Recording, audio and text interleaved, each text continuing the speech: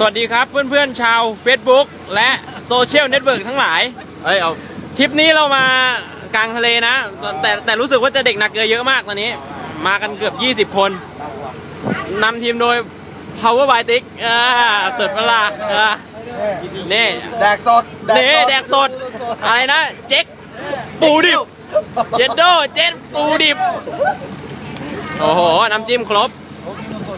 ถ่ายด้วยเหมาเรือมา3 ลำโอ้โหไม่อยากจะคุยว่าเหมาเรือมา3 ลำเอ้ยเจ๊กใจเย็นเดี๋ยวให้กินเดี๋ยวขอถ่ายนี่ก่อนดูเหมามา3 ลำไม่ได้เหมาทำอะไรนะเหมามาจอดเย็ดเคเป็นไงสุดปะล่ะโถเรือโดยสารนั่งมาได้เกือบ700-800 คนน่ะดูก่อนนี่ปูเพียบโอ้ยเหี้ยโหดไวเหี้ย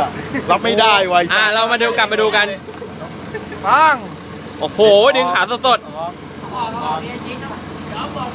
แงะออกเลยมันฆาตกร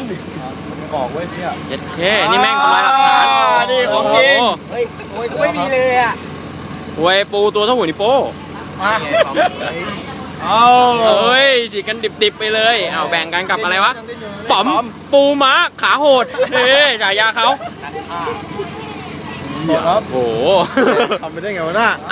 โอ้โหกินกันดิบๆมาโชว์เลยดิเย็ดเคกินจริงหวานหวานหวานโอ้โหเป็นไงป๋อมเป็นไง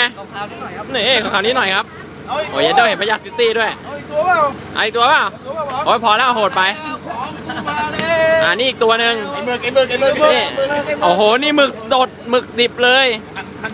โอ้โหเดี๋ยวหั่นสดโชว์กันไปเลยเจมึงอะไม่ใช่จะขาดเร็วจิ้มก่อนบูจิ้มก่อนไม่หวานปะหวานมากครับหมึกตัวแค่นี้ไม่ลงแตกจะขาดมือตัวแค่นี้มือหั่นเย็ดโคนี่มาจากไหนเนี่ยเชฟกระทะเหล็กปะเนี่ยพิซซ่าตักตรงจากพิซซ่าเลยเนี่ยมาจากไอคลิปที่มันตัดคอพี่โอ้โหยอด100 กว่าทีมอันนี้ด้วยทีมอันนี้ติดใจเลยดิบยังหนวดยังติดอยู่เลยจิ้มเลยเจมึงใส่โอ้พวกนี้เนี่ยออกแนวไม่มีแดกกันหรือเปล่าเนี่ยหิวเดี๋ยวหาลงครับดูหาลงโอ้โหหมึกตัวเดียวดูครับหาลงครับโอ้โหหมึกดิบจริงๆ